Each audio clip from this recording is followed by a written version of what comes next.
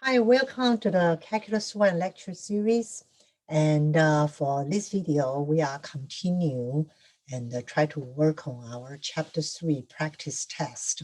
This is the review for the unit number 2 about the derivatives, rules, and formulas and applications here. Okay, so this is the second video. And the first video, we did a couple problems about all the different rules about how to take the derivative. It's kind of very mechanical practice for the first couple problems here. Okay, now let's go ahead and continue our practice test. And let's go ahead. We finished the problem number 1 and the problem number 2 here.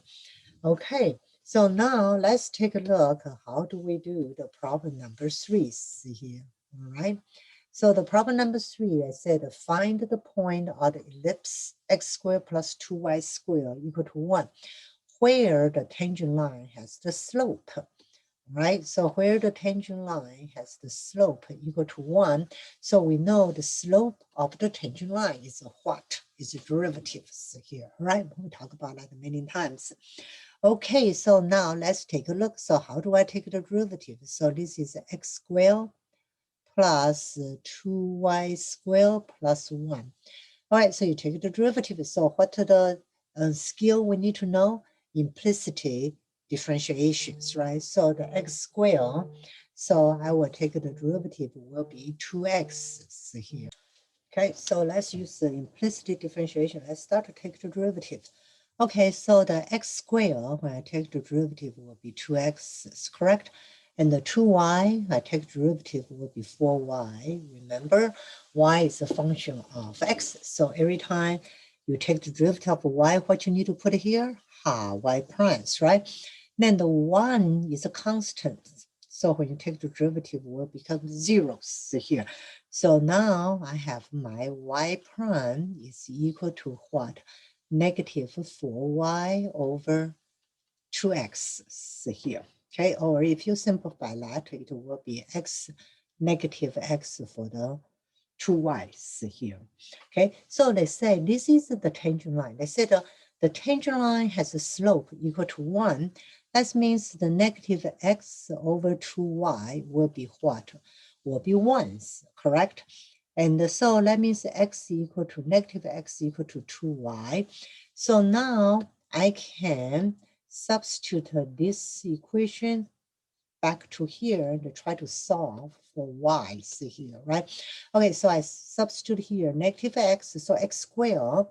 All right, so this will be 4y squared plus 2y squared equal to 1, right? Because I substitute the negative x equal to 2y, or you can say x equal to the negative 2y. So x squared is 4y squared, right? Okay, so now what do you have here? You have a 6y squared equal to 1. So that means y squared equal to 1 over 6. So if y squared equal to 1 over 6, so y could be what? 1 over square root of the 6, or y can be what? Negative 1 over the square root of the 6, right?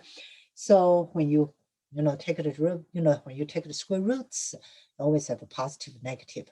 Okay, so because x equal to the negative 2y, so when the y equal to the 1 over 6, so what is the x here?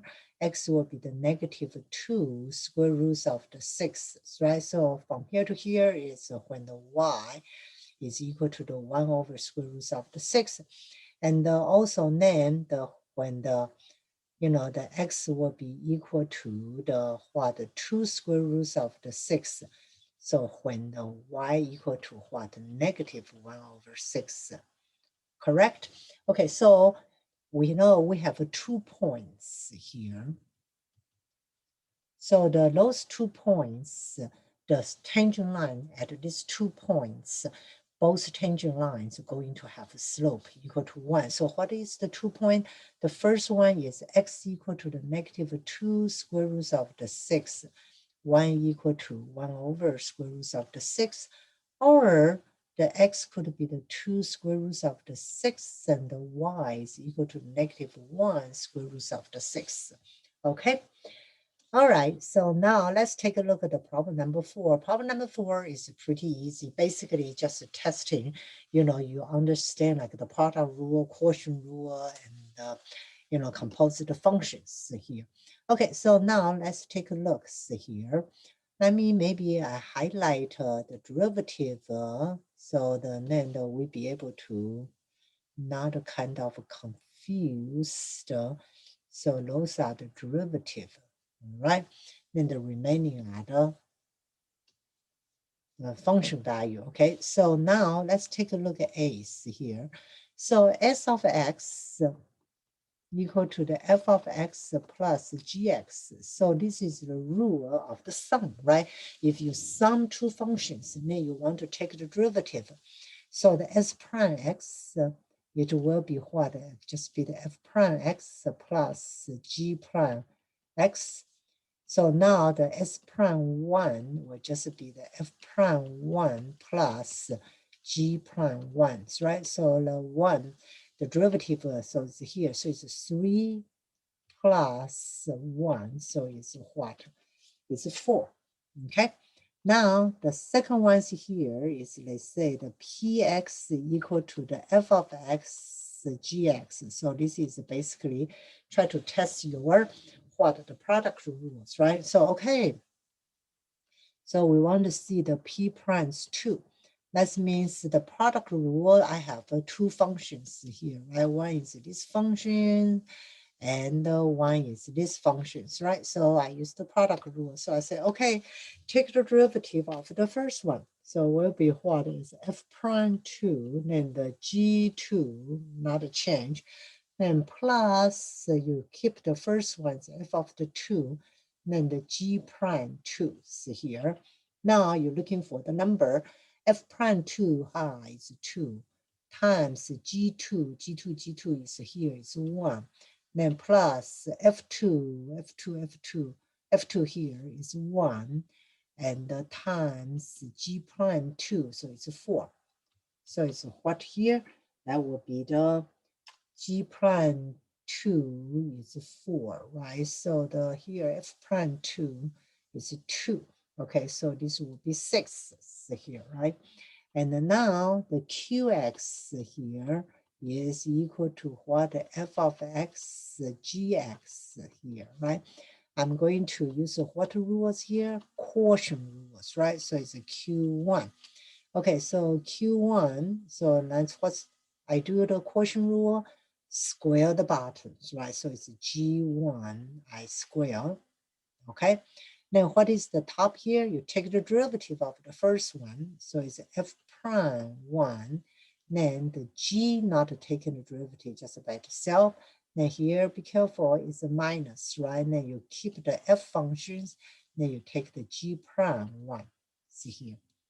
Okay, so g prime. Okay, so bottom is g1, g1 is 3. Okay, so it's 3 to the square. F prime 1, so it's what is F prime 1? It's 3 times G1. G1 is 3. Then minus F1, F1 is 2 times G prime 1. G prime 1 is 1. Okay, so now if you simplify, that's 9 minus 2 is 7. So it's 7 over 9 here. Okay, and now let's take a look. This one's here, the cx here is a composed function of the gx, right? Okay, so let's take a look. We say g prime 2, c prime 2 will be f prime g2, right? Replace x with 2. Then the chain rule will be g prime what? G prime 2, right? Okay, now let's see here. So f prime, what is g2? g2 is 1, so this is f prime 1 times g prime 2. G prime 2 is 4. Now f prime 1 is what? Is 3, so it's 3 times 4 is 12 here. Okay, so this problem basically try to test you, like, about the different, the different rules here, right? So it's very straightforward. Okay, so number 5 is also about the rules like product rule, quotient rule. But instead of they give you the value, they give you the graphs here. Okay, so the G is the blue one and the F is the pink ones here. Okay, let's take a look. How do I do that? Okay, so the PX is here. So the PX is the F of X times GX, right? So the first thing you want to see the P prime. So, okay, so it's a P prime 2. It's just like the product rule. So it will be F prime 2, G2, right? And then plus F2, G prime what? G prime 2 through, right? Okay, so this is the product rule. Okay, so now let's take a look here. Okay, be very careful here, all right? G2, all right? So this value here, all right? So this value here and this value here, those are what? Those are the function values, right? Okay, G2, so that means that this is 1, G2 is here. So what is this one? 1, 2, 3, 4. G2, this is 4. F2, F2 is here, right? So what is F2? F2 is 1. Okay, now let's take a look at this ones here. So this is F prime 2. F prime 2, you know, think about it. What is F prime 2? Is the slope of the tangent lines here, right? So it's the slope of the tangent lines here. So that means at this point 2. So you touch the F here. That means the slope of the tangent line. But the F is a line, so we know the slope is a constant. It doesn't matter where you are. So what is this line's slope? Where is this F prime sit on here? This one is rise over runs, right? So it's going down 3, go up here 3. So what is here is -1, correct? Okay, now let's take a look. G prime 2. G prime 2 is here, right? So that means it's the derivative at this point. So it's the slope of the tangent lines here. At the G is a linear function also, so the slope has to be the same. So what is the slope for this line segment? Rise over run. Let's see, it's 1, 2, 3. How much go up? 1, 2, 3, 4, 5, 6. So what is the slope here? It's 2, right? So this is 2. Okay, and now in here you will get that. So here, what is the answers here? So this will be -4 plus 2, and it will give you -2. Okay, so now for that, after that, the problem become pretty easy, right? So I said a Qx is equal to the Pf of x over Gx here. And then we said Q prime 2, right? Q prime 2 will be what? Square the bottom. G2 square. Then derivative of F prime 2 G2 minus, right? So what is here is F of the 2 G prime 2. And G2, we already know is 4 to the square. And we already know F prime 2 is what? Is -1. G2 is what? Is 4. Then minus F of the 2 is 1. And the G prime 2 is what? It's 2, right? So we will have what is here is 16 over -6, right? 16 over -6. So if you simplify it, it's -3 over 8. Okay, now let's take a look at part C here. The part C is what here is a composite, right? So part C is here is C of x is f of the gx here. Right, so that's what is our definition, that's f of gx. Okay, so now let's take a look here. So we say the C prime 2. is equal to the f of g2, f prime g2, right? Then times g prime 2. Okay, so f prime, okay, what is g2? Okay.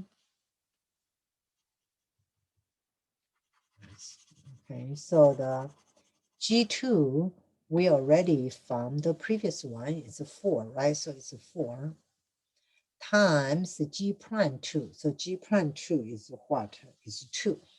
Okay, so what is F prime 4? F prime 4 is here. This is 1, 2, 3, 4, right? So it's x equal to 4. So that means it's in here. F prime 4, that means the derivative at this point, this is a linear also, right? This is linear segments also.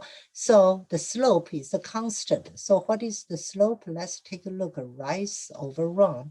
So this is 1, 2, that's the run. What is rise here? Rise is here, right? So it's 1, 2, 3, 4, 5, 6.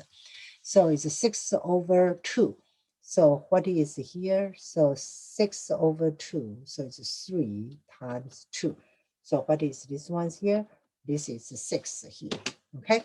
So this is a pretty good problem. Basically, it is showing you how to, get familiar with all those important rules, right? Like the product rule, quotient rule, how do you do the composite function for the chain rule, those things, right? But also, when you look at the graph, if it's linear, then the slope of the tangent line is the old constant here. All right, now let's take a look at number 6 here. Okay, so the number 6, they tell you a particle moves a vertical line.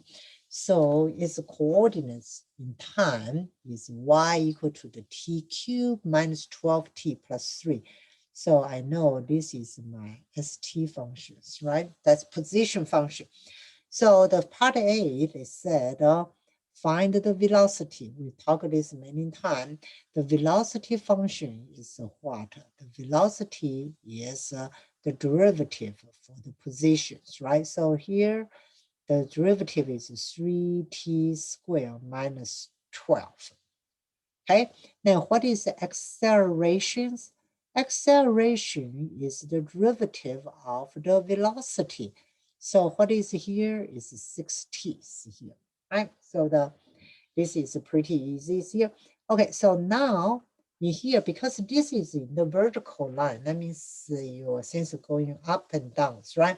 So we know, if you go up, that means the velocity is greater than 0, and you go down, that the velocity is less than 0. So that's up and down one. Also, if you go to like a right and the left, so if you start here, right, so we say go right, that means the velocity is greater than 0. Go left is velocity is what? Less than 0, right? So go up here is velocity is greater than 0. If you go down, see here, the velocity is what? Is less than 0, right?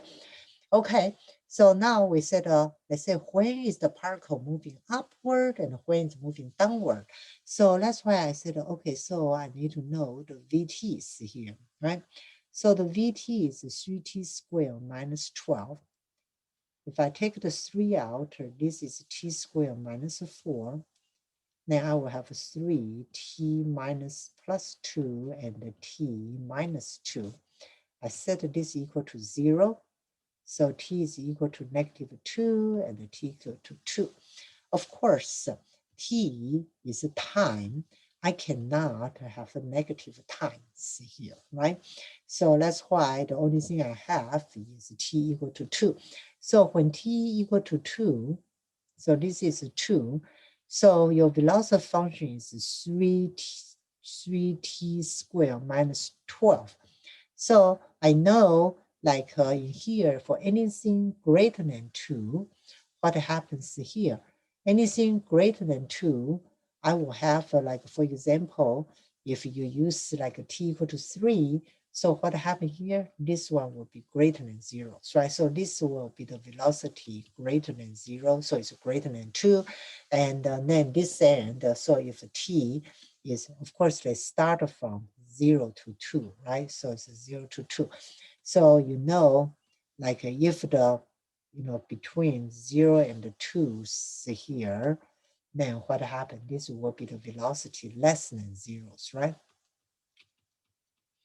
And because this is the vertical, so I know it's go upward from when to when? From the 2 seconds go up. I don't know how far up I'm going. So right, so it's 2 to infinity. So when it go downward here, the downward will be from 0 to 2, right? From the 0 seconds to the 2 seconds here.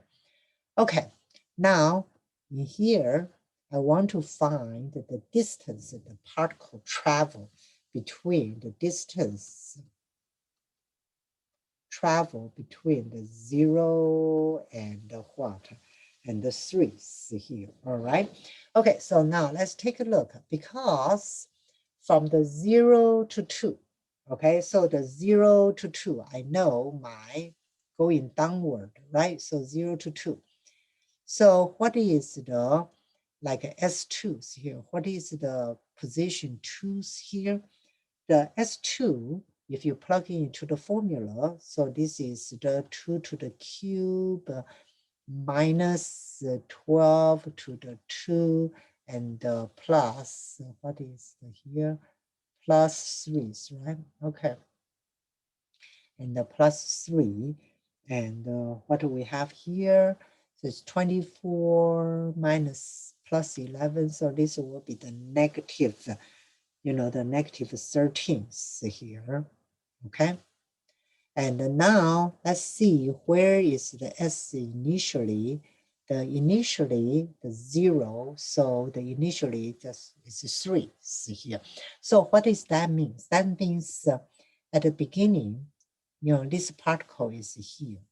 All right, so this is 2 units here, 3 units. Yes, this is 3 units. So this is the particle at the beginning. Okay, and then after, after the 2 seconds, and then the particle drop down to the position where? To the position negative 13. So what is the total this one travels here? So the total distance in this interval, so what is that? The distance here will be equal to the negative 13 minus 3. So it's 16th, right? Because distance is always a positive. So it's a 16th here. Okay, now the next one here is from 0 to 3, right? So, okay, so from, 2 to 3 here. So now let's take a look at S3, where the S3 will go. So the S3s will be like 3 to the cube minus 12 times 3 plus 3. So what is this one will be? So this one will be the negative 6 here. Okay, so now so the distance, okay, so like in here, okay, so take a look here, this graph here, that means this is from the 0 seconds, right? And this is 2 seconds here, all right? Then add the 3 seconds. And so the things going back up. And where is this location here? This is negative 6. So this is back up, right? So this is back up, and this is 3 seconds here, right? So 3 seconds, they get to the position negative 6. So it's from negative 13 to negative 6. So what is the total distance this one travels here? Okay, so this one travels what? Is from the what? Negative what? 6 minus what? Negative 13 absolute value. So this one is travel 7, right? So this travels 7 units. So what is my total distance here? So total distance will be what? 16 plus 7, right? So 16 plus 7 is equal to 23. Okay, so be very careful for this type of the problems, right?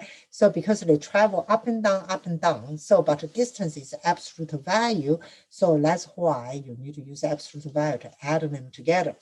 Okay, now the next one is here. Let's say when is the, the things speed up, when is slow down, right? Okay, so I know the accelerations here. So from the part A, I know the accelerations will be what?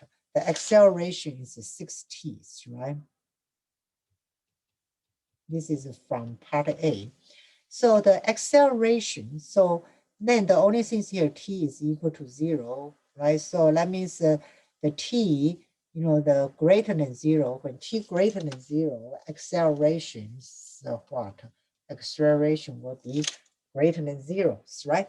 So they don't have the, they don't have the interval, you would, have the acceleration less than 0. Okay, so now let's take a look here, part D here. Okay, from the 0 to 2, what I'm going here, I have negatives, right? I have a negative velocity. So that means I'm going down, right? So I'm going down, right? But my acceleration is positive. That means, I'm pushing the accelerator positive. So what is this one's here? So this one will give you what? So this make you what? Slow down, right? So when your velocity and acceleration, they are in the opposite direction, is slow down. And then the same ones here. So when the t greater than equal to 2, then what happened? Because when the t greater than equal to 2, my velocity going up, right? And also my what acceleration is positive, it's pushing it going up. So what is here? This is going to be speed up. Okay, so this is a very important concept. So this concept tell you if your acceleration and the velocity go into the same direction, then you are speeding up. If the velocity and the acceleration go into the opposite directions, that means what? You are slowing down here, right? Okay, and that's it. That's for this video, and let's take a break here, and then we'll come back to do our video number 3 here. Okay, and nice to talk to you, and looking forward to talk to you in our last video for this practice test. Okay, bye.